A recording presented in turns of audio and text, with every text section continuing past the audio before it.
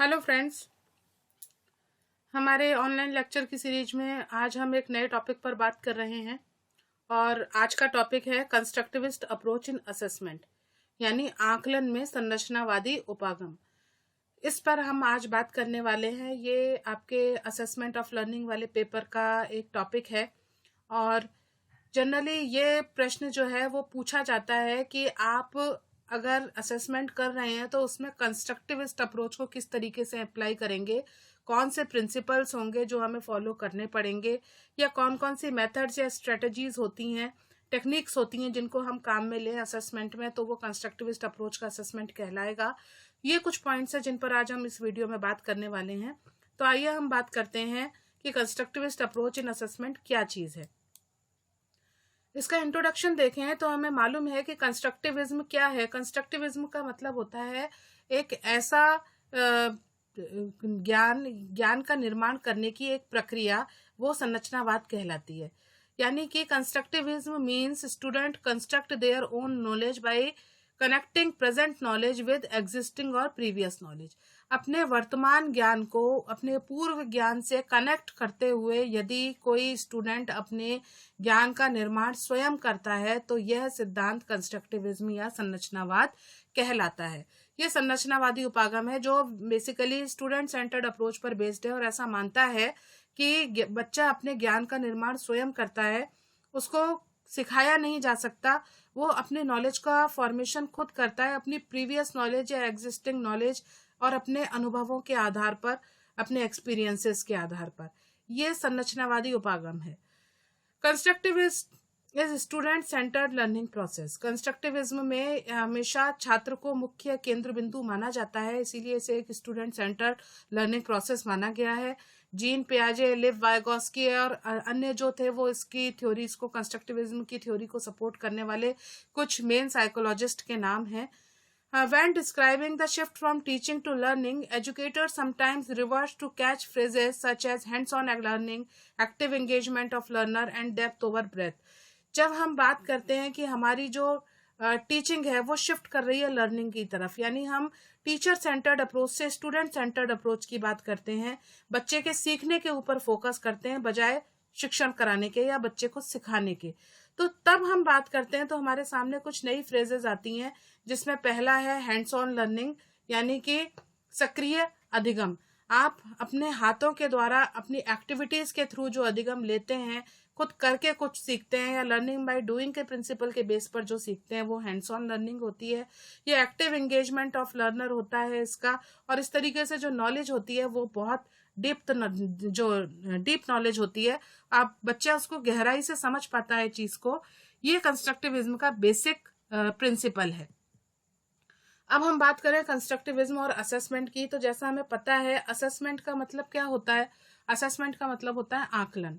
आकलन का मतलब आप इसमें बच्चे को देखते हो कि उसके विभिन्न पक्षों को में कितना सुधार आया है, क्या इम्प्रूवमेंट हुआ है, और उसको आप अपने कुछ पैरामीटर्स के आधार पर असेस करते हो, उसकी जांच करते हो, उसका आकलन करते हो। ये प्रोसेस आकलन के अंदर या असेसमेंट के अंदर की जाती है। एक वीडियो मैंने इससे पहले इवैल्यूएशन और असेसमेंट के ऊपर बनाया हुआ है, अगर आप असेसमेंट को डीप में पढ़ना चाहते हैं तो उस वीडियो को देख सकते हैं। तो उसमें हमने बात की है कि इवैल्यूएशन और असेसमेंट में क्या अंतर है और वास्तव में असेसमेंट होता क्या है, ये सब बातें मैंने उसमें डिस्कस की हैं। तो यहाँ मैं इतनी डीप में उसमें नहीं जाऊंगी क्योंकि हम इस पर पहले बात कर चुके हैं। यहाँ हम बात केवल ये करेंगे कि कंस्ट्रक्टिविज्म और असेसमेंट, ये दोनों टर्म एक दूसरे से किस तरीके से रिलेट करती हैं या किस तरीके से एक दूसरे के से साथ में लिंक्ड है। So constructivism says that individuals live in their own world experiences and build new knowledge on the basis of their previous knowledge or previous experiences. New knowledge is not imposed from outside. Constructivism का जो सिद्धांत है, संरचनावादी उपागम का जो सिद्धांत है, वो ये बताता है कि व्यक्ति जो है, बालक जो है, वो अपने अनुभवों के एक नए खुद के संसार में जीता है। उसके जो अनुभव होते हैं उन्हीं अनुभवों के आधार पर वो अपने नए ज्ञान का निर्माण करता है, अपने पूर्व अनुभवों को उसमें जोड़ता है और उन पूर्व अनुभवों में नए अनुभव जुड़ने के साथ ही उसके नए ज्ञान का निर्माण होता चलता है। लर्निंग जो होती है या न्यू नॉलेज जो होती है वो बाहर से उसके अंदर इम्पोज नहीं की जा सकती, बाहर से उसके अंदर नहीं डाली जाती। इसीलिए assessment is directly towards assessment of understanding the learners rather than their surface knowledge and ability to recall facts. इसलिए जब हम कंस्ट्रक्टिविज्म अप्रोच में असेसमेंट की बात करते हैं तो यहाँ हमारा असेसमेंट का तरीका चेंज हो जाता है. यहाँ हम बच्चे की अंडरस्टैंडिंग की बात करते हैं कि बच्चे ने किसी कंसेप्ट को कितना सीखा है, कितना समझा है. यहाँ पर हम ना रोट मेमोराइजेशन की बात करते हैं, ना उसकी सरफेस नॉलेज की बात करते हैं, ना उसकी रिकॉल करने की एबिलिटी की बात करते हैं कि वास्तव में उसके फैक्ट्स को रिकॉल करने की एबिलिटी क्या है. इन सब बिंदुओं पर चर्चा नहीं की जाती. चर्चा केवल इस पर की जाती है कि बच्चे ने विषय वस्तु को कितना समझा है, कितना उसको डेली लाइफ के साथ लिंक कर पाया है, कितना उसके अंदर एप्लीकेशन और स्किल्स जो हैं वो डेवलप हुई हैं. ये सारी चीजें जब हम बात करते हैं तब हम कंस्ट्रक्टिविस्ट असेसमेंट की बात करते हैं.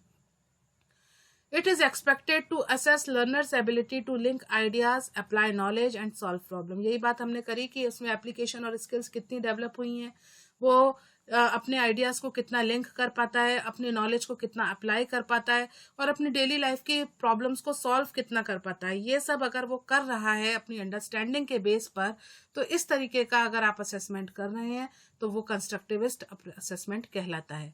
दूसरे शब्दों में अगर ब्लूम टैक्सोनॉमी को मान के चलूं तो अगर आप नॉलेज बेस्ड असेसमेंट कर रहे हैं तो वो कंस्ट्रक्टिविस्ट असेसमेंट नहीं होगा. अगर आप अंडरस्टैंडिंग, एप्लीकेशन और स्किल्स के बेस पर असेसमेंट कर रहे हैं तो वो कंस्ट्रक्टिविस्ट असेसमेंट कहलाता है. Assessment from this perspective should provide feedback on how learning is taking place and how it can be insured in the future. जब हम कंस्ट्रक्टिविस्ट असेसमेंट की बात करते हैं तो हमें इसमें ये पर्सपेक्टिव देखा जाता है कि जो फीडबैक है वो ये बताता है कि आपकी लर्निंग किस तरीके से हो रही है और आप अपनी लर्निंग को फ्यूचर में कैसे कंडक्ट करोगे, उस चीज को इंश्योर कैसे करोगे. दूसरे शब्दों में बात करें तो assessment should reflect not only the present level of development of learner but also the level of potential development. आप आज की जो उसका विकास हो रहा है शिक्षा के में या ज्ञान का उसका जितना विकास हो रहा है उसके वर्तमान को लेकर नहीं चलते, उसके भविष्य को लेकर भी चलते हैं कि फ्यूचर में वो कितना पोटेंशियल डेवलपमेंट कर पाएगा, क्या उसका लेवल होगा डेवलपमेंट का. इन सारी बातों को अगर हम सोच कर चलते हैं, फ्यूचर ओरिएंटेड अप्रोच को ध्यान में रखते हैं, नॉलेज के कंस्ट्रक्शन को स्टूडेंट को के ऊपर डिपेंडेंट मानते हैं, बाहर से इम्पोज किया हुआ नहीं मानते हैं, तो इस तरीके का जो असेसमेंट किया जाता है वो कंस्ट्रक्टिविस्ट असेसमेंट कहलाता है. इसी के बाद मैं समझती हूँ आपको इसके साथ इसकी कुछ मेन पॉइंट समझ में आया होगा कि वास्तव में कंस्ट्रक्टिविस्ट असेसमेंट क्या है. तो ये जो फोकस करता है ये assessment of the process of learning in addition to the that it's a product. ये एक प्रोसेस बेस्ड जो है असेसमेंट है, ना कि प्रोडक्ट बेस्ड. यानी बच्चे ने जो सीखा है आप केवल उसको चेक नहीं करते हो, उसने किस तरीके से सीखा है वो सारी चीजें आप चेक करते हो कि वो चीजों को कैसे लिंक कर रहा है, कैसे अप्लाई कर रहा है डेली लाइफ में, उसकी प्रॉब्लम को कैसे सॉल्व कर रहा है. इन सारी चीजों के ऊपर ये फोकस होता है असेसमेंट. तो इस तरीके का जो कंस्ट्रक्टिविज्म पर्सपेक्टिव में असेसमेंट होता है, ये असेसमेंट ऑफ लर्निंग के बजाय असेसमेंट फॉर लर्निंग की ओर शिफ्ट हुआ माना जाता है. असेसमेंट ऑफ लर्निंग एंड में जो असेसमेंट किया जाता है चैप्टर को पढ़ाने के बाद, आप जो क्वेश्चंस पूछते हो या जो टेस्ट देते हो, इस तरीके से जब आप असेसमेंट करते हो पूरा चैप्टर खत्म होने के बाद, तब वो असेसमेंट ऑफ लर्निंग होता है. जबकि असेसमेंट फॉर लर्निंग के अंदर हम ऐसा नहीं मानते कि चैप्टर खत्म होने के बाद आप असेस करोगे. असेसमेंट फॉर लर्निंग के लिए मतलब आप लर्निंग के साथ साथ उसका असेसमेंट करते चलते हो. ये कंस्ट्रक्टिविस्ट पर्सपेक्टिव को ध्यान में रखकर लिया हुआ एक टर्म है. अब हम आगे इस पर बात करें कि इसके बारे में सबसे पहले किसने बताया, तो सबसे पहले इसके बारे में बताने वाले थे जीन पियाजे. उनके जो कंस्ट्रक्टिविज्म थॉट थे, विचार थे, उन्होंने सजेस्ट किया कि through the process of accommodation and assimilation individual construct new knowledge from their experiences. उन्होंने बताया कि एकोमोडेशन और एसिमिलेशन की प्रोसेस के थ्रू, यानी समंजन के थ्रू और आपका अनुकूलन के द्वारा आप किस प्रकार से पूर्व ज्ञान में अपने नए ज्ञान को जोड़ते चले जाते हो और अपने नए ज्ञान का निर्माण करते चले जाते हो, अनुभवों के आधार पर नया सीखते जाते हो. ये प्रोसेस एक कंस्ट्रक्टिविस्ट वे में होती है. ये सबसे पहले जीन पियाजे ने बताया.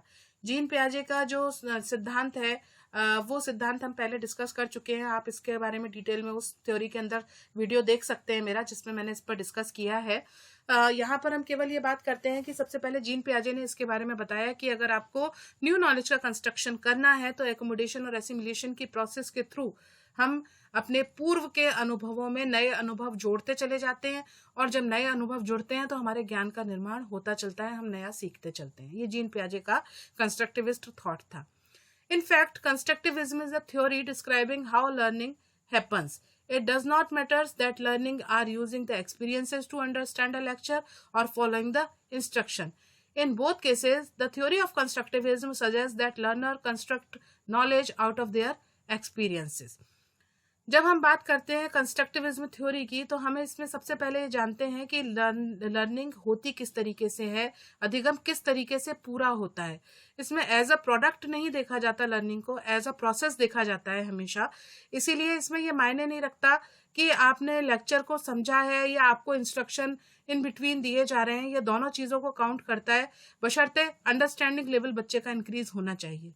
दोनों ही केसेस में जो थ्योरी ऑफ कंस्ट्रक्टिविज्म है ये सजेस्ट करती है कि लर्नर अपने नॉलेज का कंस्ट्रक्शन खुद करेगा अपने एक्सपीरियंसेस के आधार पर, भले ही वो आप उसको इंस्ट्रक्शन के थ्रू करवाएं, चाहे आप उसको लेक्चर दे करके करवाएं।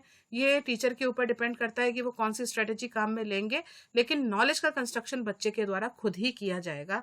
ये कंस्ट्रक्टिविज्म थ्योरी है। Assessment is qualitative rather than quantitative. जब हम असेसमेंट की बात करते हैं कंस्ट्रक्टिविज्म वे में, तो ये बेसिकली क्वालिटेटिव होता है, क्वांटिटेटिव नहीं होता। इसमें मार्क्स देने पर फोकस नहीं किया जाता। ओवरऑल बच्चे का अचीवमेंट क्या है, उसका कितना इम्प्रूवमेंट हुआ है उसकी टीचिंग, उसकी लर्निंग प्रोसेस में, उन सबको असेस किया जाता है। इसीलिए इसे क्वालिटेटिव कहा गया है, क्वांटिटेटिव इसमें नहीं कहा गया है इसको। और कंस्ट्रक्टिविज्म अप्रोच पर क्या है, कंस्ट्रक्टिविज्म अप्रोच कैसे अप्लाई होती है, क्या कंस्ट्रक्टिविज्म के प्रिंसिपल्स हैं, 5 कॉन्सेप्ट्स क्या है। अगर इन सबको देखना चाहें तो आप कंस्ट्रक्टिविज्म अप्रोच पे मेरा जो वीडियो है उस पर देख सकते हैं इन सारी चीज़ों को। आगे बात करते हैं। ये क्वांटिटेटिव की जगह क्वालिटेटिव होता है, डिटरमाइन करता है कि student structure and process knowledge rather than how much is learn. ये क्वांटिटी नहीं देखता कि बच्चे ने कितना सीखा, वो ये देखता है कि बच्चे ने जो कुछ भी सीखा उसका प्रोसेस क्या था, नॉलेज का कंस्ट्रक्शन किस तरीके से हुआ है, कौन कौन सी स्ट्रक्चर्स फॉर्म हुई हैं उसके ब्रेन के अंदर, स्कीमास क्या बने हैं, वो सारी चीजें ये फोकस करता है। Continuous and comprehensive assessment is one of the main strategies in constructivism learning. जब हम CCE की बात करते हैं, CCE पर भी हम पहले बात कर चुके हैं अपने एक वीडियो में, तो जब हम CCE की बात करते हैं तो CCA एक कंस्ट्रक्टिविज्म लर्निंग का एक मेन स्ट्रेटजी माना जा सकता है, क्योंकि CCE के अंदर आप कंटिन्यूअस जो है इवेलुएट करने की बात करते हैं, कंटिन्यूअसली असेसमेंट करने की बात करते हैं। ऐसा नहीं है कि आप चैप्टर के लास्ट में बच्चे का असेसमेंट करेंगे, बल्कि जब चैप्टर चल रहा होता है तब भी आप उसको असेसमेंट की बात करते हैं। तो इस तरीके का जो असेसमेंट है वो CCE के अंदर आता है। तो ये कंस्ट्रक्टिविस्ट अप्रोच को सपोर्ट करता है CCE। In this assessment is formative rather than summative. ये फॉर्मेटिव होता है, चूंकि CCE के थ्रू चल रहा है इसलिए टाइम टू टाइम हो रहा है असेसमेंट, इसलिए फॉर्मेटिव ज्यादा होता है, समेटिव कम होता है, क्योंकि समेटिव तो चैप्टर या यूनिट के एंड में लिया जाता है। तो जो कंस्ट्रक्टिविस्ट असेसमेंट होता है वो फॉर्मेटिव माना जाता है, समेटिव नहीं माना जाता। अब बात करते हैं पर्पस क्या है कंस्ट्रक्टिविस्ट अप्रोच को या असेसमेंट को अप्लाई करने का। Purpose of assessment implied by constructivist, पहला है purpose ensure authentic task and meaningful content. जब आप कंस्ट्रक्टिविस्ट अप्रोच के आधार पर असेसमेंट करते हो तो आपको जो टास्क दिए जाते हैं या आप बच्चों को खुद जो टास्क देते हो वो ऑथेंटिक टास्क होते हैं, और जो कंटेंट उनको प्रोवाइड किया जाता है या वो ढूंढते हैं वो मीनिंगफुल कंटेंट होता है, उसमें फालतू की बातें नहीं होती। दूसरा, it checks child has continuously constructing knowledge.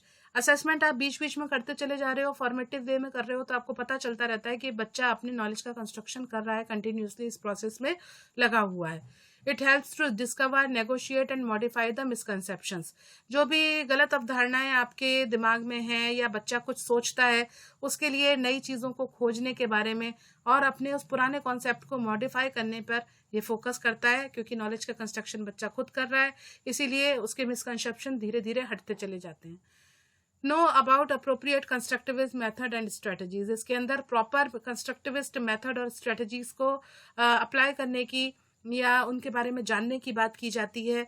साथ ही ये कंस्ट्रक्टिविस्ट लर्निंग एनवायरनमेंट पर भी फोकस करता है कि प्रॉपर कंस्ट्रक्टिविस्ट लर्निंग एनवायरनमेंट होना चाहिए।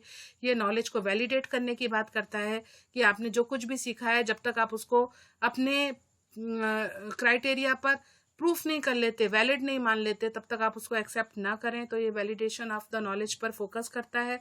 साथ ही साथ इंक्वायरी प्रोसेस को इंक्रीज करता है। इंक्वायरी प्रोसेस में इंक्वायरी अप्रोच पर भी हम अपने एक पहले वीडियो में बात कर चुके हैं। तो इंक्वायरी क्या होती है, इंक्वायरी और इंक्वायरी में क्या डिफरेंस है, और ये किस तरीके से लर्निंग प्रोसेस को इम्पैक्ट करती है, ये हम वहाँ से सीख सकते हैं। तो बेसिकली जब कंस्ट्रक्टिविस्ट अप्रोच होती है तो उसमें लर्निंग प्रोसेस जो होती है वो इंक्वायरी बेस्ड अप्रोच को मानकर आगे बढ़ा जाता है। साथ ही साथ नेक्स्ट पॉइंट में अगर बात करें, ये मल्टीपल इंटरप्रिटेशंस की बात करता है। किसी एक ही परसेप्शन को ध्यान में रखकर, किसी एक ही व्यू को ध्यान में रखकर, किसी एक ही पॉइंट को ध्यान में रखकर आप अपनी बात नहीं कहते हो, बल्कि आपके पास मल्टीपल इंटरप्रिटेशंस होते हैं, और उन सब के बाद आप उन सबको समराइज वे में लेते हुए या उसमें से बेस्ट को सेलेक्ट करते हुए आप अपने कंक्लूजन तक पहुंचते हो, इंटरप्रिटेशंस तक पहुंचते हो। As certain that students are motivated and accepted to work or individual construction, इसमें बच्चा अपने इंडिविजुअल नॉलेज का कंस्ट्रक्शन करता है।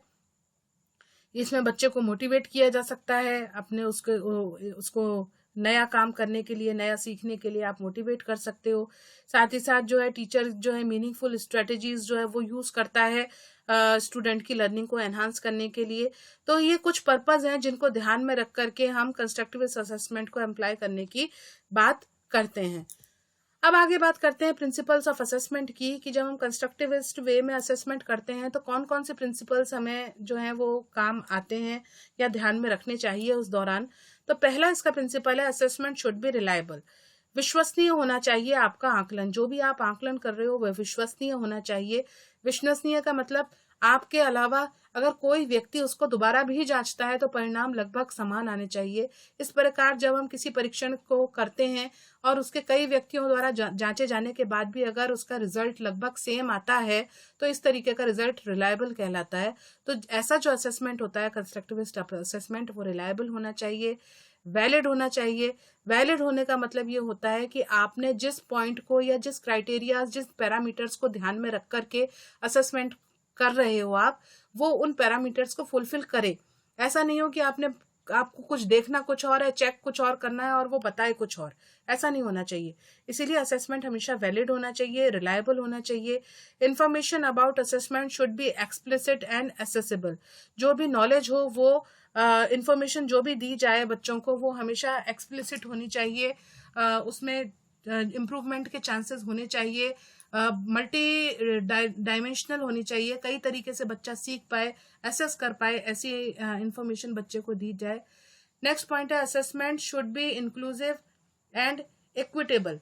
इंक्लूसिव होना चाहिए असेसमेंट हमेशा कंस्ट्रक्टिविज्म, क्योंकि कई सारी चीजों को हम साथ में लेकर के चलते हैं तो इंक्लूसिवनेस तो आती है। और इक्विटेबल इसलिए होना चाहिए क्योंकि जब सारी चीजें समान मान करके आप सबको समान वेटेज देते हुए चलते हो तो आप अपने असेसमेंट को बेहतर बना पाते हो। नेक्स्ट पॉइंट है, assessment should address the AIIMS and outcomes of the subject discipline based on it's nature. अपने सब्जेक्ट के आधार पर या डिसिप्लिन के आधार पर आपने क्या क्या एम्स और ऑब्जेक्टिव डिसाइड किए हैं, या आउटकम्स आपने क्या क्या माने हैं, उन सबको असेसमेंट में वो क्लियर शो होने चाहिए। जब आप असेसमेंट कर रहे हो तो आपके जो एम्स, ऑब्जेक्टिव या आउटकम्स है वो उसमें पता लगने चाहिए कि आपने फुलफिल किए या नहीं कर पाए, कहीं उसमें और गुंजाइश है सुधार की, वो आपको पता चलना चाहिए। The amount of assessed work required should be manageable. जो भी आप रिक्वायर्ड जो काम कर रहे हो, जो आप असेस कर रहे हो जिस भी वर्क को, वो हमेशा मैनेज करने लायक होना चाहिए। ऐसा नहीं हो कि आपने बहुत बड़ा टास्क ले लिया और आप उसको असेस करने में अब आपको टाइम लगे जा रहा है, आप मैनेज नहीं कर पा रहे डेटा को, ऐसा नहीं होना चाहिए। इतने ही अमाउंट में आपको वर्क को असेस करना चाहिए जिसको आप इजीली मैनेज कर पाओ। नेक्स्ट है, formative and summative assessment should be included in each term. ऐसा नहीं है कि आप केवल फॉर्मेटिव वे में ही चलेंगे, या फिर ऐसा भी नहीं है कि आप केवल समेटिव वे में ही चलेंगे। फॉर्मेटिव और समेटिव दोनों का कॉम्बिनेशन करते हुए हमें असेसमेंट करना चाहिए, जैसा हम सीसीई में करते हैं कि 2 फॉर्मेटिव के बाद एक समेटिव असेसमेंट लिया जाता है। तो इसी तरीके का हमें कॉम्बिनेशन में साथ साथ चलते हुए असेसमेंट को करना चाहिए। नेक्स्ट है, feedback should be an integral part of the assessment process. Assessment करने के बाद फीडबैक के चांसेस भी आपको छोड़ने चाहिए कि वास्तव में आप जो फीडबैक लेना चाह रहे हो उससे आपकी जो प्रोसेस है, लर्निंग प्रोसेस, अगर आप टीचर हो, एज अ टीचर बात कर रहे हो तो टीचिंग प्रोसेस, और स्टूडेंट हो तो लर्निंग प्रोसेस में क्या इम्प्रूवमेंट किया जा सकता है, कैसे उसको और बेहतर बनाया जा सकता है, ये फीडबैक के आधार पर आप इम्प्रूव कर पाओ, इतनी गुंजाइश आपको इसके अंदर छोड़नी चाहिए। तो ये कुछ प्रिंसिपल्स हैं जिनको हमें ध्यान रखना पड़ता है जब हम असेसमेंट की बात करते हैं, कंस्ट्रक्टिविस्ट असेसमेंट की बात करते हैं। तो इन सिद्धांतों को ध्यान में रखकर अगर हम चलें तो हम अपने आकलन को संरचनावादी आकलन में तब्दील कर सकते हैं।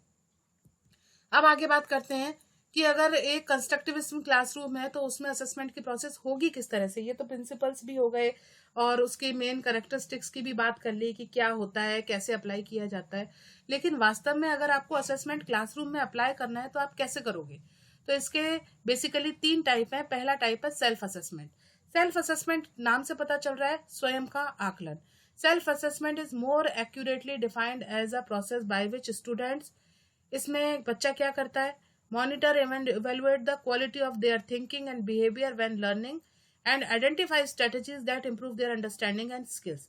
2 तरीके की बात होती है। जब हम सेल्फ असेसमेंट करते हैं तो बच्चा खुद देखता है, मैं मॉनिटर करता है, इवेलुएट करता है कि वो जो उसका थिंकिंग प्रोसेस है, जो उसका चिंतन है वो, या फिर उस अधिगम करते समय उसकी थिंकिंग कितनी इंप्रूव हो रही है, उसके बिहेवियर में क्या चेंजेस आ रहे हैं, वो सारी चीजों को खुद मॉनिटर करता है, खुद इवेलुएट करता है। इसीलिए सेल्फ असेसमेंट के अंदर पहला पॉइंट होता है सेल्फ मॉनिटरिंग और self evaluation of thinking and behaviour. और दूसरा पॉइंट होता है कि कौन सी स्ट्रेटेजीज ऐसी काम में लूं मैं जिससे मैं अपनी अंडरस्टैंडिंग और अपनी स्किल्स को और ज्यादा इंप्रूव कर पाऊं। ये भी बच्चा खुद तय कर लेता है कि नहीं, इस तरीके से मुझे समझ में नहीं आ रहा तो मुझे अपनी स्ट्रेटेजीज या अपना तरीका चेंज करना पड़ेगा। ये सेल्फ असेसमेंट के अंदर होने वाली प्रोसेस है। That is self assessment occurs when student जजेस their own work to improve performance as they identify discrepancies between current and desired performance. आपकी वर्तमान और आपकी अपेक्षित जो परफॉर्मेंसेज हैं, उपलब्धियां हैं, आपका प्रदर्शन है, उसको इम्प्रूव करने के लिए आप जब स्टूडेंट खुद ही जो है अपने काम को जज करता है, अपने काम को असेस करता है, तो इस तरीके का असेसमेंट सेल्फ असेसमेंट कहलाता है। ये कंस्ट्रक्टिविज्म क्लासरूम में पहला तरीका है। दूसरा तरीका है पीयर असेसमेंट। पीयर असेसमेंट का मतलब साथियों के द्वारा, हमारे साथी समूह के द्वारा किया जाने वाला असेसमेंट। It involves student providing feedback to other student on the quality of their work. Peer assessment requires students to provide either feedback or grades or both to their peers on a product or the performance based on the criteria of excellence for the product or event। जैसा नाम से पता चल रहा है peer assessment होता है तो साथी समूह जो होते हैं वो असेसमेंट करते हैं। तो इस असेसमेंट में जो है वो अपना फीडबैक देते हैं और फीडबैक के आधार पर आप अपने वर्क की क्वालिटी को इम्प्रूव करते हो। उनके फीडबैक्स के सजेशंस को लेते हुए आप अपने काम को इम्प्रूव करते हो। पीयर असेसमेंट जो है वो या तो उसमें ग्रेड्स दी जाती हैं या फिर केवल एक रिटन फीडबैक दिया जाता है या फिर दोनों काम भी हो सकते हैं। लेकिन इसके आधार पर आप आपकी जो परफॉर्मेंस है उसको इंक्रीज किया जा सकता है, आपका जो प्रोडक्ट है उसको कैसे और बेहतर बनाया जाता है, इसकी बात की जाती है। थर्ड वे जो इसका वे है वो है कोलैबोरेटिव असेसमेंट। कोलैबोरेटिव असेसमेंट का मतलब है एक तरीके से सम्मिलित रूप से किया जाने वाला आकलन। तो ये एक जो प्रोसेस है, ये एक प्रॉब्लम सॉल्विंग प्रोसेस है। ओरिजिनली जो है इसको ब्रूस कैलमन ने बताया था। That can be used as a alternative to psychological evaluation. It draw from the ideas and techniques of narrative therapy. Collaborative assessment के अंदर हम बात करते हैं कि किस तरीके से कोलैबोरेशन में आगे बढ़ते हुए साइकोलॉजिकली इवेल्युएशन किया जाए। प्रॉब्लम सॉल्विंग प्रोसेस इसको माना गया है। अगर कोई बच्चा किसी प्रॉब्लम में है और आपको उसको प्रॉब्लम से बाहर निकालना है तो आप किस तरीके से कोलैबोरेटिव वे में आगे बढ़ोगे, किस तरीके से चीज़ों को मैनेज करते हुए चलोगे और अल्टीमेटली आप उसको एक थेरेपी के रूप में एक ट्रीटमेंट दोगे और वो बाहर निकल आएगा उस चीज़ से। इस तरीके का जो असेसमेंट किया जाता है पता लगाने के लिए वो कोलैबोरेटिव असेसमेंट होता है। तो बेसिकली हमने देखा कि जब हम कंस्ट्रक्टिविज्म क्लासरूम में असेसमेंट की बात करते हैं तो हम 3 तरीके का असेसमेंट करते हैं: self assessment, peer assessment, collaborative assessment. अब बात आती है कि जब हम असेसमेंट कर रहे हैं ये, तो कौन से असेसमेंट टूल हम काम में लें जिससे हमें पता चले कि ये कंस्ट्रक्टिविस्ट अप्रोच को प्रमोट कर रहा है या कंस्ट्रक्टिविस्ट अप्रोच पर बेस्ड है। तो पहला है कॉन्सेप्ट मैप। कॉन्सेप्ट मैप के अंदर हम चीज़ों को एक ग्राफिकल वे में रिप्रेजेंट करते हैं। तो जितने भी कठिन कॉन्सेप्ट हैं वो एक डायग्राम के थ्रू, एक रे चार्ट के थ्रू या रे डायग्राम के थ्रू प्रेजेंट किए जाते हैं, वो कॉन्सेप्ट मैप होता है। इस पर हम पहले वीडियो बना चुके हैं, इस पर हम पहले बात कर चुके हैं कॉन्सेप्ट मैपिंग पर। तो वहाँ अगर आप इसको डिटेल में पढ़ना चाहें तो वहाँ से पढ़ सकते हैं। नेक्स्ट पॉइंट है पोर्टफोलियो। पोर्टफोलियो एक हमारा डॉक्यूमेंटेशन होता है हमारे ओवरऑल वर्क का, जिसमें हम अपने बेहतर काम को रिप्रेजेंट करते हैं कि हमने क्या क्या अचीवमेंट लिए, क्या क्या हमारे इवेंट्स थे या एक्टिविटीज़ थी, उनको हम एक बुकलेट फॉर्म में या एक डॉक्यूमेंटेशन फॉर्म में हम लेकर आते हैं, वो पोर्टफोलियो कहलाता है। इस पर भी हम पहले अपने एक वीडियो में बात कर चुके हैं। इससे पहले वाले वीडियो में हमने पोर्टफोलियो पर ही बात की थी, तो वहाँ इस पर डिटेल में देखा जा सकता है। थर्ड है ग्रुप प्रोजेक्ट्स। बच्चों को ग्रुप में छोटे छोटे प्रोजेक्ट्स दिए जाएं जिसमें बच्चे अपने व्यूज लगाएं, अपने थॉट्स को आगे लेकर आएं, जिसके आधार पर उनमें कंस्ट्रक्टिविज्म वे का में अपने आप को प्रेजेंट करने की एबिलिटी डेवलप हो, और उस आधार पर उन प्रोजेक्ट्स को असेस करके आप बच्चे का कंस्ट्रक्टिविस्ट असेसमेंट कर सकते हैं। नेक्स्ट है डिस्कशंस। डिस्कशन फोरम्स लेकर के किसी भी एक बिंदु पर चर्चा कराई जा सकती है या किसी टॉपिक पर चर्चा कराई जा सकती है, जिसके आधार पर आपको ये पता लग सकता है कि बच्चे का थिंकिंग कितना डेवलप हुआ है, वो कितने बेहतर तरीके से अपने आप को रिप्रेजेंट कर पा रहा है, उसके थॉट्स किस तरीके से उसने फ्रेम किए हैं। इन सारी चीज़ों को आप डिस्कशन के थ्रू देख सकते हैं। तो ये भी एक कंस्ट्रक्टिव असेसमेंट टूल है। साथ ही साथ रूब्रिक्स का यूज भी किया जाता है कंस्ट्रक्टिव असेसमेंट के अंदर। रूब्रिक्स वो एक प्रोसेस है इवेल्युएशन की या असेसमेंट की, जिसमें सर्टेन पैरामीटर्स के बेस पर आप बच्चे को ग्रेडिंग देते हो, और उस ग्रेडिंग के आधार पर आप देखते हो कि बच्चे का रिजल्ट क्या रहा, उसका असेसमेंट किस लेवल पर हुआ। इन सारी चीज़ों को देखा जाता है, वो होता है हमारा रूब्रिक्स। तो ये सारी जो चीज़ें हैं, इन सबको यूज करके आप कंस्ट्रक्टिविज्म क्लासरूम में असेसमेंट को काम में ले सकते हो। तो ये आज का हमारा टॉपिक था, जिसमें हमने कंस्ट्रक्टिविज्म क्लासरूम के अंदर असेसमेंट की बात की। ये वीडियो बनाने के लिए मुझे रिक्वेस्ट आई थी, किसी ने की थी मुझसे ये रिक्वेस्ट कि हम इस टॉपिक पर बात करें, तो आज हम इसको टॉपिक को साथ लेकर इसीलिए साथ में आए हैं क्योंकि ये एक रिक्वेस्टेड वीडियो है। अगर आपको मेरा वीडियो में कंटेंट समझ में आया हो और ठीक लगा हो समझने में, तो आप वीडियो को लाइक और शेयर कीजिए और मेरे चैनल को सब्सक्राइब कीजिए। Thank you very much.